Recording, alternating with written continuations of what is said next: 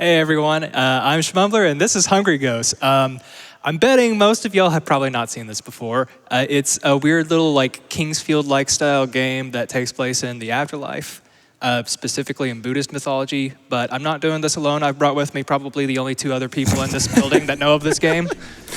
If y'all would like to introduce yourselves. Go for it. Hello, my name is DeathTropes. I'm a horror speedrunner, and I actually bought this game because of these two. And my name is DECosmic, and I've been telling people to submit this game since 2022, and Shmumbler's the only one that listened to me, so thanks, dude. Yeah, this game is sick. I'm really stoked to see this game here. I'm here to support Shmumbler, because Shmumbler is awesome, too, so. All right, well, I guess we can go ahead and get started. So we are loading from a New Game Plus save, just because, fun fact, if you complete a playthrough, you can skip some dialogue, so it makes it go faster. So we'll get going, let's see. Do need our result for our bid war for the character choice. That would be Christine. Let's Perfect. go, Christine. Let's go, Christine. Let's go, women. Women. Let's go, women. All right, so we'll get started in 3, 2, 1, go. Woo! And right off the bat, we're going to be doing a little funky movement here because, yes, this is one of the games where moving diagonally is significantly faster. So I'm going to be doing that literally as often as I possibly can. But yeah, so generally speaking, the reason that we have this bid war, you've got two different characters. One is Christopher, who is our spear specialist. One is Christine, our crossbow specialist. Whatever their specialty is, they do a little extra damage compared to the other with that specific weapon. Christine is more or less the same run as Christopher, but it's more difficult because we have to actually get ammo, being a ranged user. Yeah, we're also going to have to do like one more strike to every barrel that we got to destroy down here as well. Yeah. Yeah. It's funny because they end up working out to be almost exactly the same time, even though Christine is much slower with destroying objects that are in our way, just because the crossbow does so much more damage than the spear. But this is our ferryman. We're going to be talking to him a little bit, going through our tutorial area here. One thing I will say about this game is it has very early 2000s controls. Yeah, all the strafing is done with like the triggers, the L2 and R2. It's L2 to strafe left, R2 to strafe right. And that's also because a lot of the attacks that we're going to do are actually using the back and forth motions on the right analog stick. So it's a little bit more of like a visceral, immersive approach to combat as opposed to just hitting a button to fire a weapon. You also see every time I reach out for something, it's really slow. That's because I'm manually doing it with the right stick. This has kind of the same thing as like later Fatal Frame games where every now and then things will just grab you as you try to collect items or open doors. So be on the lookout for that. We are going to go ahead and grab some crossbow bolts here. That's our first of 2 pickups that we would not have to do if we were playing as Christopher. Yeah, you only start the game with 1 crossbow bolt as either character, so we're going to grab 10 right there, and then we're going to grab 20 more later on for a total of 31. In this game, we're also like a warrior that killed a bunch of people while we were alive, and that's why we're in the afterlife to atone and be judged. There's a whole lot that you can do in this game. We're really just going to see kind of a vertical slice of it during this run, but you can go anywhere from like N to S rank, and there's like so many relationships you can build with people in the afterlife, so many different areas you can go to. But first things first here, we're just going to knock out this barrel. And then another one.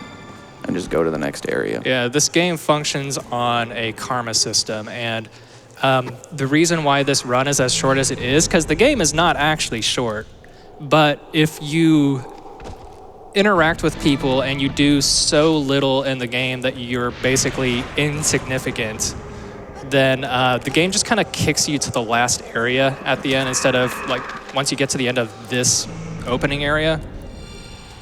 Also, it looks like I'm doing some extra stuff, but this is important too, because based on that karma system, we do want to be as low as possible. Hi. Ooh. Nope. Okay, Oh, we're going to get geez. grabbed. That's fine. But yeah, we want to be as minimally impactful as possible, but we also have to reach a karma value of at least 50,000 in order to get through the door at the end. And then you also saw that like there's a blue and an orange health bars at the top of the screen. There's Spirit and Vitality, and Spirit gets depleted when you take non-physical attacks. So that ghost attacking us, the mouth there, counts as a non-physical attack. So it depletes some of the Spirit, and it's basically like effectively a shield. Even if your Spirit gets depleted, then you're not gonna, be KO'd, but if your Vitality gets depleted, then you will get KO'd and you'll get a game over. Yeah, the two big things with the Spirit bar is, first off, depending on how low it goes, you become more prone to Curse and Possession, which are two different status ailments of the game. The other thing is, if your Spirit bar is completely low or empty, then you cannot do any charge attacks. With the Spear, if you hold down on the right stick, you can charge it up for about 6 seconds to do an attack that does about 5 times damage. And that's really important, so, you don't want to be at nothing. Nope. Also, that hanging person that we saw there, they just kind of laughed at us and then flew off because we don't know them at all. They're like, thanks, but I don't know you. Later. Bye-bye. I also love that this game makes you, asks you if you want to save literally every time you go through a door. Yep. It's because there's not a traditional sort of save anywhere system, really. It's just you're going to save when you get to the next room. So every area is, and you can lose a lot of progress if you die in between those points where it asks you to save. All right, we're going to pick up this dirty photo. Careful. Not that kind of photo. Chomp. Oh. Really? 3 times? Yeah, so every time you see one of those mouths, by the way, the reason why I just go for it and have got twice now is because they bite a random amount of times between 1 and 3, and I've just been unlucky enough to get bit 3 times, both times. That stinks. But we're going to give the dirty photo to this fella here. We could just not, but then he asked us twice and waste a little bit more time. But now, at this point, we're just going to be running around the arena to collect a lever for a well so we can grab a key. And this seems like a perfect time for our wonderful host, Peebs, if you would like to step in for a moment. Thank you so much to my wonderful runner, Shmumbler, because we have gotten to the upgrade to hard mode incentive for On Guard. Let's go. Nice. Thank you all so much for your generosity. $25 from EBD, who says, "Hi, Shmum. Here's to another GDQ and another game you're running that I've never heard of before, but if you're happy, I'm happy. Here's to making those ghosts more or less hungry? Question mark, question mark? Anyway, whatever the goal is, I always believe in you." Thank you, I love you. Aww. Also, you would think we would be a little less hungry after we fried up all those eggs, but I did really think this game was just about feeding ghosts. That sounds cool. Yeah, no, this game actually goes really hard on the Buddhist mythology. Hungry Ghost is actually one of the realms of existence in Buddhism. So basically, since we were such a terrible human being, we got reincarnated in this lesser realm where we're basically doomed to eternal torment unless we can build up enough karmic retribution to achieve reincarnation back into the human world. But of course, we're not going to do that because what's talking? Who talks? I gotta also say, the level of detail in this game in general, there's you can interact with so much in this game. Pretty much anywhere you can look in a level, you can interact with things. Again, we're really only getting a vertical slice of it, but even the random skull at the beginning of the game that just holds an item in it, you can just interact with it. It's such a very cool game. Mm-hmm. I also just love how moody and slow and methodical everything is. It doesn't lend itself super well to speed in that regard, but it's so just, the vibes are immaculate. Mm-hmm. Yeah, this was made by a developer called Deep Space. They only ever developed 2 games. The first one was a survival horror game known as Extermination, and then this was the second game that they developed. And that studio was founded by the creator of Ghosts and Goblins, Tokuro Fujiwara. So, pretty cool pedigree, honestly. Yeah. Different style of game entirely too than Ghosts and Goblins. Oh yeah, absolutely. Also, this game has incredible enemy design. We're not going to get to see a whole lot of it, but we are going to get to see one here. First, I just need to not talk to this lady. Don't worry, we're not doing anything terrible, I promise. We're just stabbing barrels. It's fine. All right, so Linda became this ghost. We're going to fight the ghost. This is going to be the one ghost encounter that we actually have.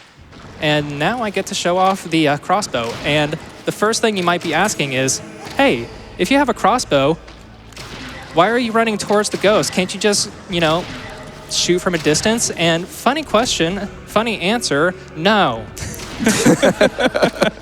Yeah, the damage fall off on the crossbow get out of the is wall. quite significant. So shmumbler really has to bait the ghoul here into attacking to get closer to him so that he can just do max damage per shot. Yeah, damage falls off to like half if you're more than like 5 feet away.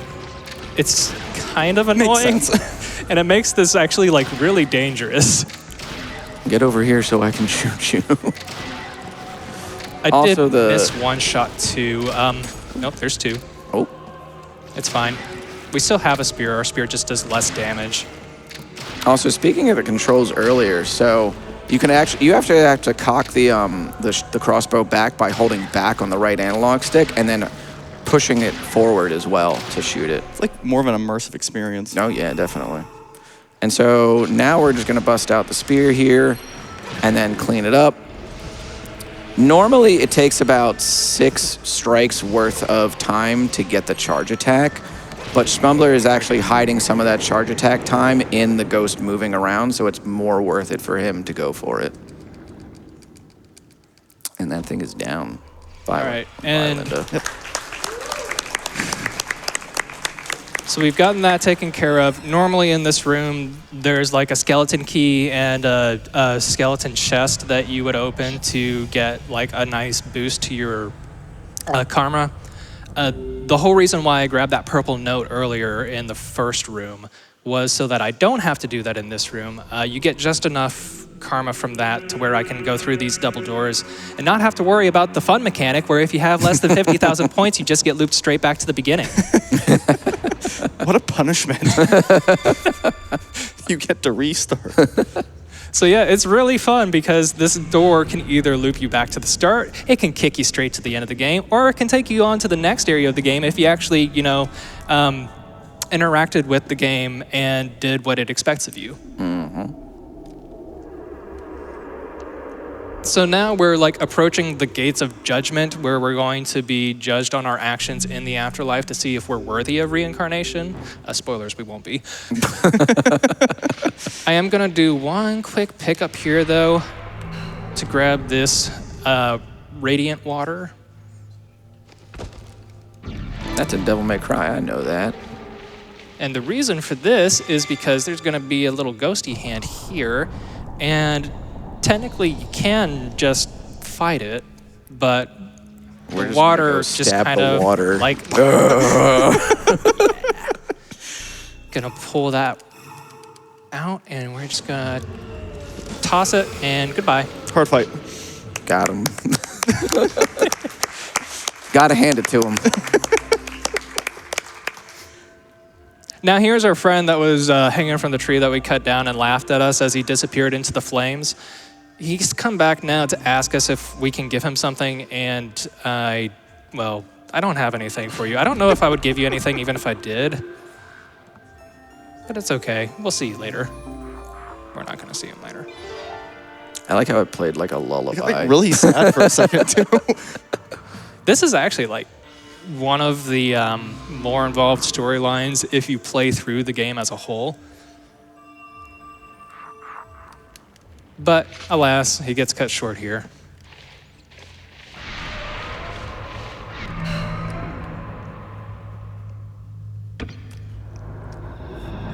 I just realized we never mentioned, so there's your karma, but there's also like different desires that the game has that you're also judged against. Where the higher value you have, the worse you're doing, basically. There's 3 different kinds. There's the desire for destruction, for dependence, and for greed, which are damage, reliance on items, and hoarding items, respectively. This interaction with the ferryman is like our final judgment for our greed. He takes a look in your inventory to see what all you still have left and adds greed points to you for every item you still have in your inventory. It's like the precursor to adaptive difficulty. Yeah, and then this area would be where our final boss was, again, if we actually played the game. But since our fate value is so low, we can just smack the door here. Death's gonna pop out, tell us that we're not worth his time, and then let us go ahead and go to judgment. So time is gonna be coming up here shortly. Once we get into the door, I just have to skip a couple cutscenes and then select the final decision saying that I am in fact ready for judgment and I don't want a second chance. I'm good here. I think I've done And enough. there's time. Time.